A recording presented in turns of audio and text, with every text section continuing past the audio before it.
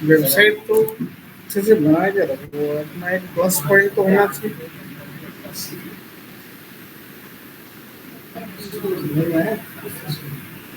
मेहनत करा था।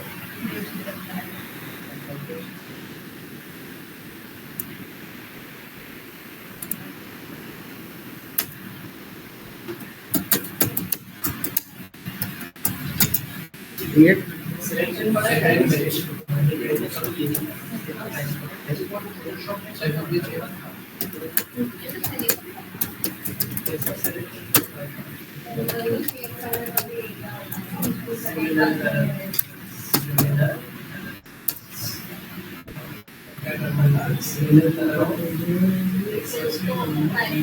क्या करेगा, ये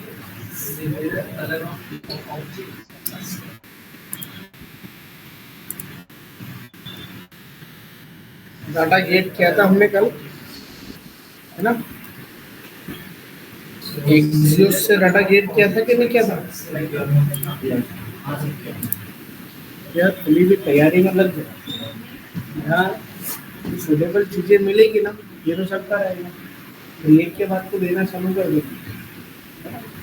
बाकी पेशेंट सामने चलते रहो, कोई दिक्कत नहीं। जहाँ जो चीज़ मिल जाए सब लो। अभी के लिए तो चलो, अभी मार्केट के भाव पे तो नहीं।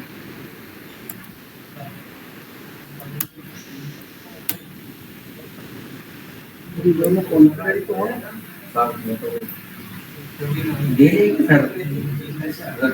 मतलब बनाने को बोलेंगे वो समीक्षा चला जाएंगे वो देखिए कहा एक बार ये सर कभी गए कि कॉन्फिडेंस मुझे दिखा जाए कि सर सीख के जाए सीखने का तो कोई, अब सीख तो लिया तो लेकिन अच्छे से पढ़ा। अभी थोड़ा सा रूटीन में ले लो चाहिए।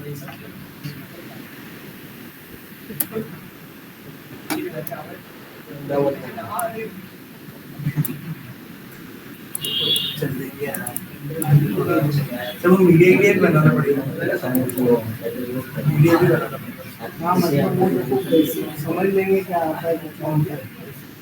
ज़्यादा आता होगा तो कम काम सीखने को मिलेगा और कम टाइम में जल्दी हो जाएगा। कुछ बिल्कुल ब्लैंक रहेगा वहाँ तो बहुत ज़्यादा प्रिपरेशन करना पड़ेगा,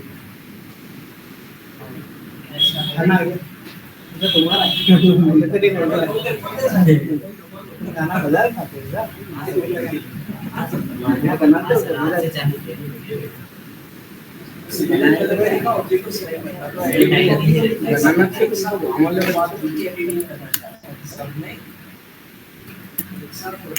कलर चेंज करो, टैगिंग करो, साइनिंग करो,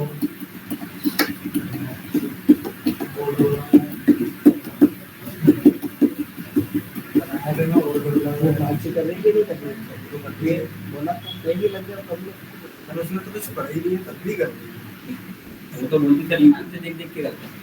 हाँ जो सीखने को मतलब क्या करता है यहाँ पर तो वो एक और हमारी क्लास में थी, वो तो बहुत अच्छा काम करती थी, फोटो करके कंपनी उसमें फोटो में ये काम आता है ना, नहीं आता सर उसको कहीं भी आता बोल रहा हूँ, काम आता है तो कहीं भी आने लगे इनसे ज्यादा तो प्रैक्टिस में नहीं, प्रैक्टिस में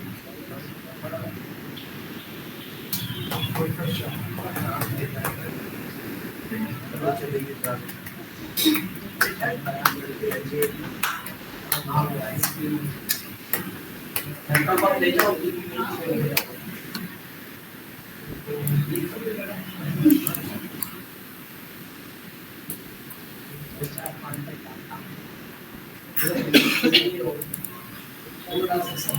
देखोगे नहीं,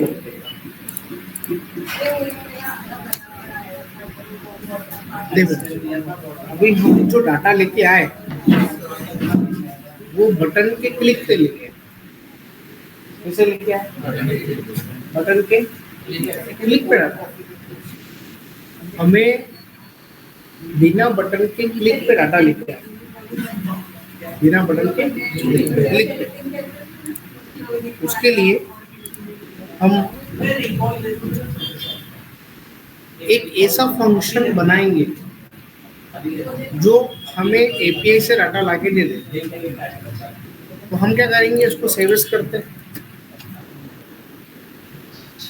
एक्सियोस डेटा 2 कर दिया, पेज लोड कर दिया, नाम मैंने चेंज कर दिया उसका, पेज के लोडिंग टाइम हमारा कंपोनेंट लोड होगा,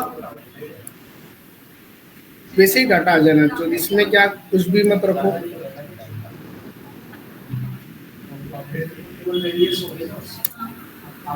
सब हटा दो, बटन तो की तो जरूरत ही नहीं है, और अभी अरे में डाटा है भी नहीं आपके पास, तो अभी ये मैपिंग वाला कोड भी क्या कर दो, कमेंट करो, इसको रन कर देते हैं यहाँ पे, अगर आप एडिट करोगे तो एक साथ क्या बचेगा,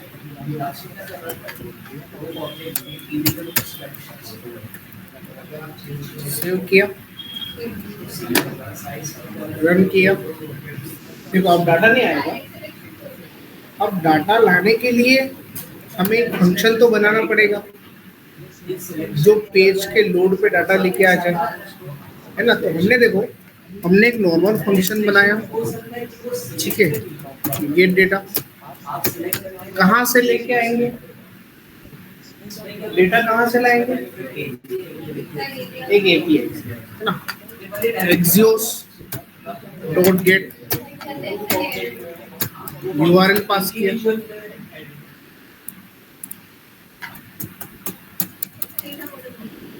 जेसन प्लेस होल्डर,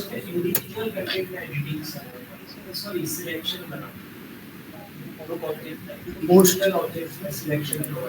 कॉपी किया, वही काम कर रहे हैं, काम पूरा वही है, बस वो फंक्शन के अंदर हो गया, और ये फंक्शन को मैं डायरेक्ट कॉल कर लूँ,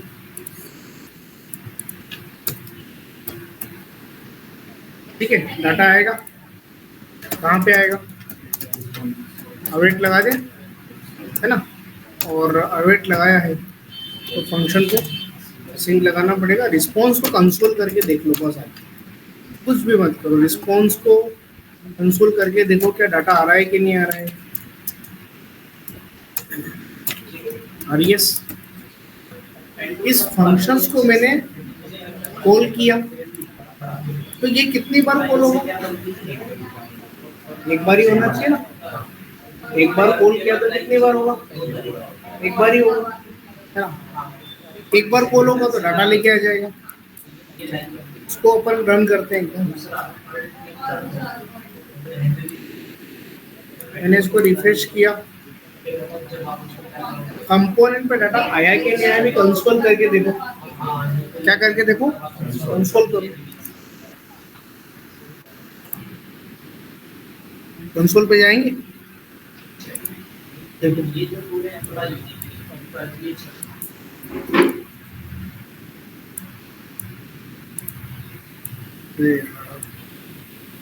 देखो डाटा आ गया आपका, है ना, रिफ्रेश करो एक बार, ये डाटा आ गया। ये मूल लाइन डाटा कहाँ पे आया? डेटा की पे आया। कौन सी की पे आया? डेटा की पे। रिस्पॉन्स डॉट डाटा मिल जाएगा हमें, डाटा मिल जाएगा, डाटा मिल भी गया, ठीक है। रिकॉर्ड हमारे पास आ गया, इसने हमारा काम कर दिया। अब इस डेटा को दिखाना कहाँ पे? ये डाटा जो आ रहा है इसको अरे में डाल दो, हाँ डाल दो अरे में, और इसी अरे से ना मैपिंग करवा लो।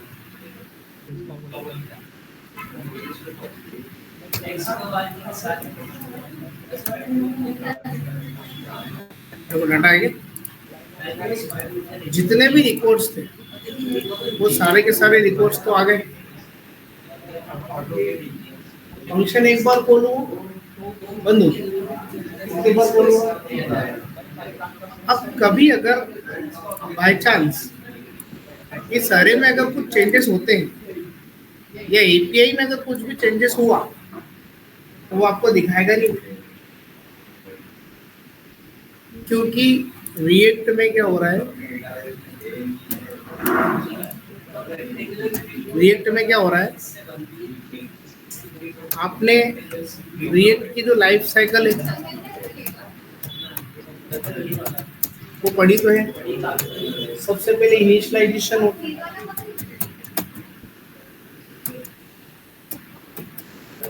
क्या होता है इनिशियलाइजेशन? मतलब हमारी स्टेट और हमारे जो भी हुक्स होते हैं, हुक्स मतलब फंक्शन, इनबिल्ट यूज स्टेट वगैरह, ये इनिशियलाइज होते हैं। सबसे पहले क्या होता है, ये पहली लाइफ साइकिल मेथड कि हमारा जब भी हमारा कंपोनेंट लोड होता है तो सबसे पहले हमारी स्टेट और हुक्स क्या होते हैं, इनिशियलाइज होते हैं, है ना। मतलब जावास्क्रिप्ट क्या बोलता है कि जावास्क्रिप्ट में आपने कोई भी प्रोग्राम बनाया,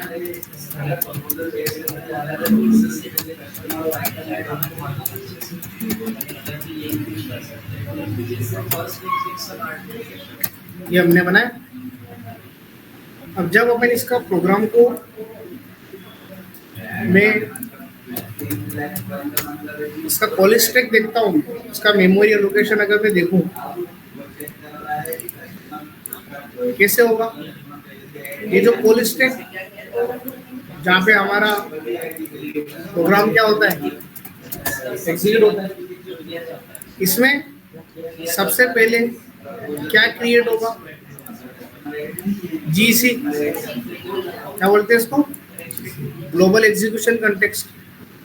इसमें दो फेस होते हैं, पहला होता है मेमोरी फेस, दूसरा होता है एग्जीक्यूशन फेस। क्या होता है, पहला होता है मेमोरी फेस जिसमें इनिशियलाइज होती चीज, दूसरा होता है एग्जीक्यूशन फेस। क्या होता है, एग्जीक्यूशन फेस। मेमोरी इनिशियलाइज होने के बाद एग्जीक्यूट होता है ना।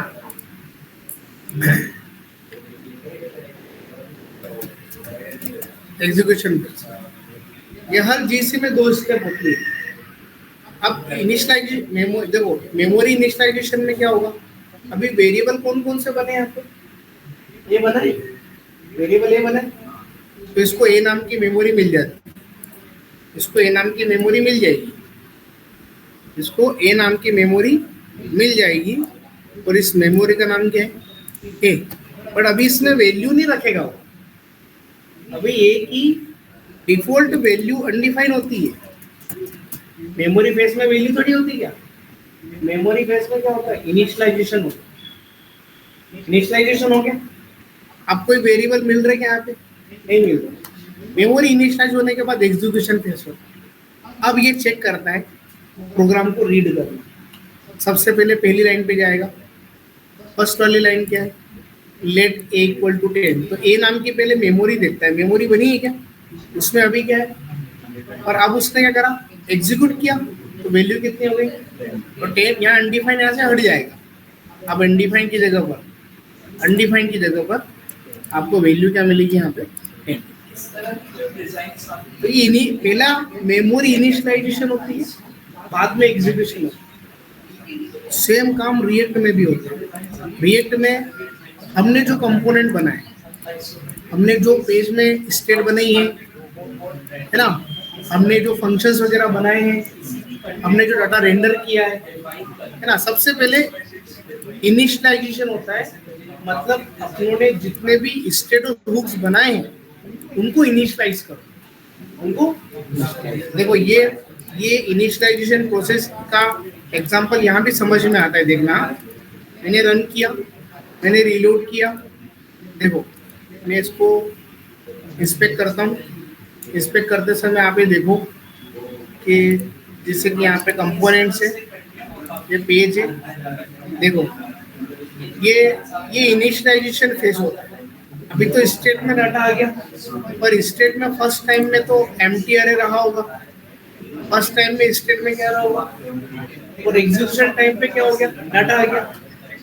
मतलब पहला अलोकेशन होता है, मेमोरी एलोकेशन होता है। पहला क्या होता है, तो जितनी भी स्टेट होती है और हुक्स होते हैं वो पहली बार में इनिशियलाइज हो चुके हैं। अब अपने डेटा को रेंडर करना है ब्राउजर में, क्या करना है, रेंडर करना है, दिखाना है, तो वो माउंटिंग फेज कहलाता है। क्या कहलाता है, माउंटिंग। इनिशियलाइज हुआ, एग्जीक्यूट हुआ, ब्राउजर पे गया, ये माउंटिंग तक का काम हो गया। माउंटिंग कब होता है, जब हमारा कंपोनेंट फर्स्ट टाइम ब्राउजर पे लोड होता है, ये माउंटिंग फेज होता है। उससे पहले मेमोरी इनिशियलाइजेशन फेज होता है। पहले मेमोरी इनिशियलाइज होती है, उसके बाद क्या होता है, माउंटिंग। माउंटिंग हो गया मतलब ये डाटा हमारा ब्राउजर पे दिख गया। अब इस कंपोनेंट में कहीं भी कुछ भी चेंजेस हुए है ना, कुछ भी चेंजेस होते हैं तो वो अपडेटिंग फेज कहलाता है। क्या कहलाता है, अपडेट कब होगा, जब मेरे कंपोनेंट की स्टेट क्या होगी, चेंज होगी। मेरे कंपोनेंट में कुछ भी रेंडर होता है, कुछ भी अपडेशन होता है, तो अपडेशन फेज होता है। अपडेशन फेज होने के बाद अपडेट कर दिया, फिर ब्राउजर पे दिखाना है ना अपडेशन, तो अपडेशन के बाद फिर क्या होता है, माउंटिंग होती है। माउंटिंग ब्राउजर में दिखा देगा, फिर कुछ चेंजेस किए, अपडेटिंग फेज होगा। अपडेटिंग होने के बाद फिर क्या होती है, माउंटिंग होती है। माउंटिंग मतलब होता है रेंडरिंग, क्या करना है, रेंडर करना डेटा, है ना। तो ये लाइफ साइकिल है। सबसे पहले इनिशियलाइजेशन, माउंटिंग, अपडेटिंग। आपने इसको बंद कर दिया, रिसेंट कंपोनेंट को बंद कर दिया, या आप इस टेप से हट के दूसरे टेप पे आ गए या नए ब्राउजर पे आ गए, तो वो होता है अनमाउंटिंग। क्या होता है, अनमाउंटिंग मतलब जब आप आपके कंपोनेंट को की विंडो को रिलीज कर देते हो, बंद कर देते हो, तो वो अनमाउंटिंग होता है। अनमाउंटिंग मतलब जितना मेमोरी ने स्टेट इनिशियलाइज किया है वो वहां से रिमूव हो जाता है। ये क्या कहलाता है, ये अनमाउंटिंग फेज होता है। तो ये की लाइफ साइकिल मेथड के 4 चीजें होती हैं, इनिशियलाइजेशन, माउंटिंग, अपडेटिंग और अनमाउंटिंग। समझ में आया। तो अब प्रॉब्लम क्या आ रही है कि आपने नॉर्मल फंक्शन बना के रन तो कर दिया, चल भी गया, डाटा दिख भी रहा है, पर अगर कभी कुछ अपडेशंस हुआ, तो अपडेशन के बाद फिर कहाँ जाना पड़ेगा, माउंटिंग फेज में। तो ये फंक्शन बार बार कॉल नहीं होगा, ये कितनी बार कॉल हुआ, एक बार। इसने एक बार ही कॉल किया। अगर इस एपीआई में कुछ भी चेंजेस आ गए आपको पता चलेगा, नहीं चलेगा, क्योंकि ये फंक्शन वन टाइम क्या हो गया, कॉल हो गया। तो मैं चाहता हूँ कि अगर कुछ भी अपडेशंस होते हैं हमारे कंपोनेंट में, तो वापस माउंटिंग फेज में रेंडर करना है। कहाँ रेंडर करना है, ब्राउजर पे रेंडर करना है। ये अपडेशंस हुए इनको दिखा दो। तो इसके लिए रिएक्ट में ऐसे नॉर्मल फंक्शन को बना के डायरेक्ट कॉल नहीं किया जाता है। कॉल करना है तो एक ऐसे हुक्स का यूज करो जो बार बार आपके डेटा को अपडेटिंग फेज से माउंटिंग फेज में ले जाए, फिर माउंटिंग से अपडेटिंग, फिर अपडेटिंग से क्या होता है, तो ये साइक्लिंग क्या होना चाहिए, बार बार चलना है। मतलब इस फंक्शंस को कब कब चलाओगे, जब जब अपने कंपोनेंट में डेटा अपडेट होते हैं, क्या होते हैं, अपडेट होते हैं। जब जब हमारे कोई भी साइड इफेक्ट होते हैं कंपोनेंट में, साइड इफेक्ट मतलब होता है डाटा को डाटाबेस से फेच करना, एपीआई से फेच करना, लोकल स्टोरेज से फेच करना है, कोई भी साइड इफेक्ट होते हैं। तो साइड इफेक्ट की वजह से अगर मेरे कोई भी डेटा रेंडर हुआ है, उसको ब्राउजर पे वापस रेंडरिंग करना है, मतलब बार बार री रेंडर करते जाते हैं। तो ये फंक्शंस तो बार बार कॉल हो नहीं पाएगा, उसको मल्टीपल टाइम से करना पड़ेगा, कॉल करना पड़ेगा, बार बार वॉच करना पड़ेगा। तो उसके लिए एक फंक्शंस की रिक्वायरमेंट है, एक हुक्स जिसको बोलते हैं यूज इफेक्ट। क्या बोलते हैं, यूज इफेक्ट। तो रिएक्ट में जो यूज इफेक्ट हुक्स होते हैं, इसके बारे में कंपनी में पूछेंगे। रिएक्ट में तो 100% पूछते हैं हुक्स क्या होते हैं, लाइफ साइकिल क्या होती है, वर्चुअल डोम क्या होता है, यूज स्टेट और यूज इफेक्ट में क्या डिफरेंस है। यूज इफेक्ट मेमोरी इनिशियलाइजेशन का काम नहीं करते, ये री रेंडरिंग करती है डाटा, क्या करती है, री रेंडरिंग करती है। Use effect hooks allow you to perform side effect unit component. कोई भी साइड इफेक्ट होते हैं, साइड इफेक्ट मतलब क्या होता है, डाटा फेच करना है, डायरेक्टली अपडेट करना है डोम को। मैंने बोला ना, आपने कोई स्टेट चेंज करी तो अपडेट कहाँ होगा, डोम पे। तो ये बार बार वॉच करता है, ये हमारे डेटा को वापस से रीरेंडर करता है डोम पे, ये अपडेशन हुआ है ना। दूसरा क्या होता है, टाइमर, जिसमें बार बार डेटा क्या होगा, हमारा अपडेट होगा। तो ऐसे जो हमारे ब्राउजर में बार बार चेंजेस होते हैं, तो उन चेंजेस को रेंडर करने का जो काम है वो कौन करता है, यूज इफेक्ट। दो पैरामीटर लेता है, पहला होता है कॉलबैक फंक्शन और दूसरा होता है डिपेंडेंसी ऑप्शनल आर्ग्यूमेंट है, पर इसको रिक्वायरमेंट के हिसाब से यूज करना पड़ता है। जब डिपेंडेंसी लगाओगे तो डिपेंडेंसी या तो अरे टाइप की होगी या ऑब्जेक्ट टाइप की होगी। कैसी होगी, या तो अरे या फिर क्या होता है,